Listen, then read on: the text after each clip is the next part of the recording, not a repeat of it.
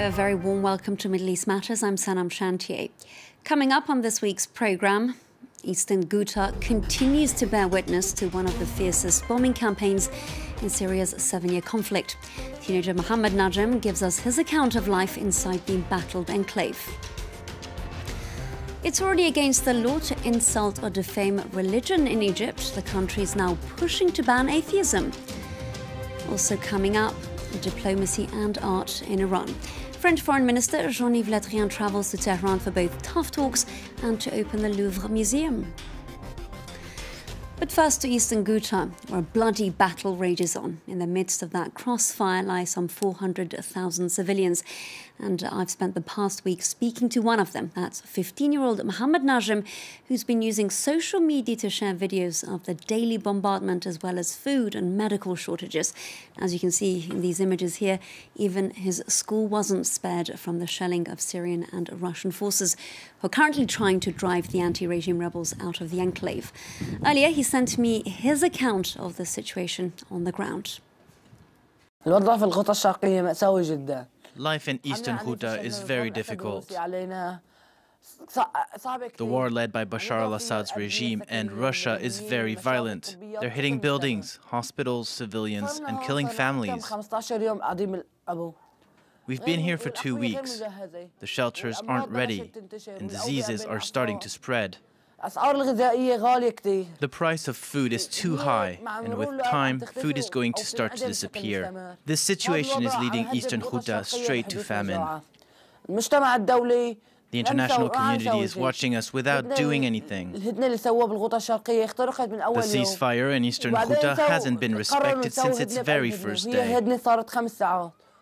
They added another truce, which lasts 5 hours a day. Afterwards, they start shooting at us and killing us. We hope that this war will finish one day and that everyone will come to help us. I hope they'll stop these senseless bombings that don't differentiate between children, men, or women.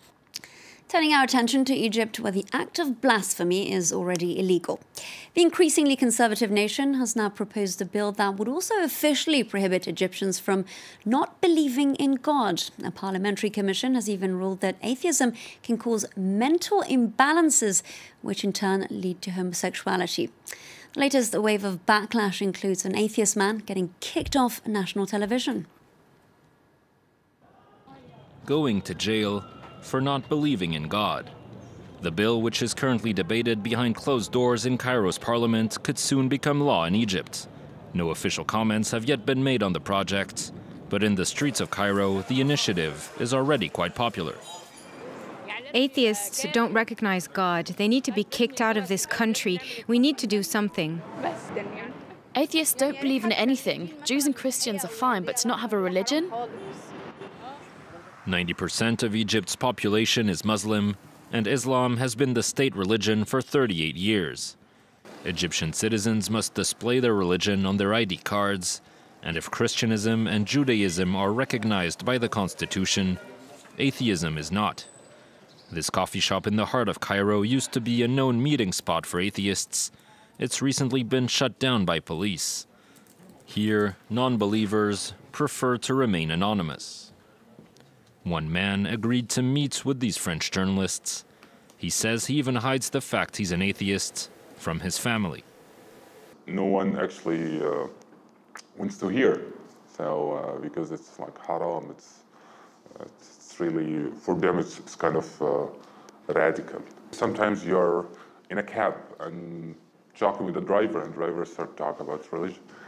And you have to agree, because if you don't, it's going to make a fuss, it's going to make a problem. You know, that this guy can actually get out of the car and tell the people, oh, this is atheist, you're going to be dead. It can happen easily. With non-believers already discriminated against, the Egyptian government now wants to outlaw them. The move is seen by many as an attempt to rally conservative voters a month before a crucial presidential election. He wants to make a balance. We fight extremists and we fight atheists. We try to apply Islamic values. The Egyptian constitution protects freedom of religion, But the country is becoming increasingly intolerant towards those who don't believe in God. Next, we cross to Iran, where France's foreign minister held tough talks on the country's missile program and regional behavior earlier this week. After the diplomacy came a cultural exchange. Jean-Yves Le Drian visited a collection of artworks on loan from the Louvre in Paris to Tehran. This is the first major show by a Western museum in Iran's history. Emerald Maxwell has the story. It's the final rush before opening at Tehran's National Museum of Iran. This majestic Egyptian sphinx has just arrived from the Louvre in Paris for an exhibition that's not just a cultural event, but a diplomatic one too. The museum's director is thrilled. We study Egypt a lot in Iran, so we've seen this sphinx many times in photos. But like the Persian proverb goes, it's better to see it once than to hear about it 100 times. We thank the Louvre in France for their trust. The exhibition is the result of negotiations 2 years ago between Iran's President Hassan Rouhani and France's then-President François Hollande. Amid great pomp and ceremony, the signing of the contract at the Élysée kicked off months of discussions to decide which of the Louvre's treasures would make the journey to Tehran. The team has carefully selected more than 50 masterpieces from the museum's 8 different departments. In accordance with Iranian law, there are no nudes or love scenes among them, but this Mesopotamian statue of the Prince Gudea has been selected, as has the 2nd century Minerva, symbolizing Greek and Roman civilizations.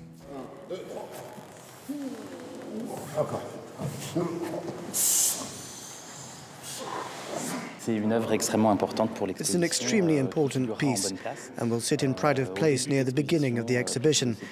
It conjures up the first ancient Greek works of art that made their way into French collections and were among the first to be exhibited when the Louvre opened in 1793.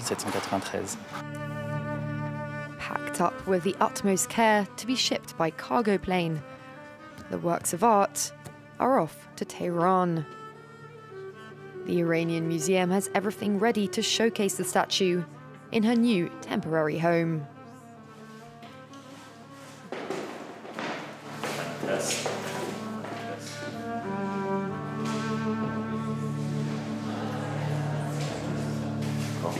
It's extraordinary.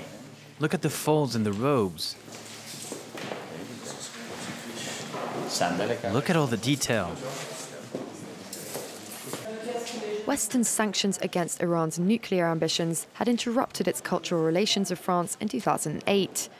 But the loan of this bust of Roman Emperor Marcus Aurelius, among others, is helping to rebuild ties between the two countries.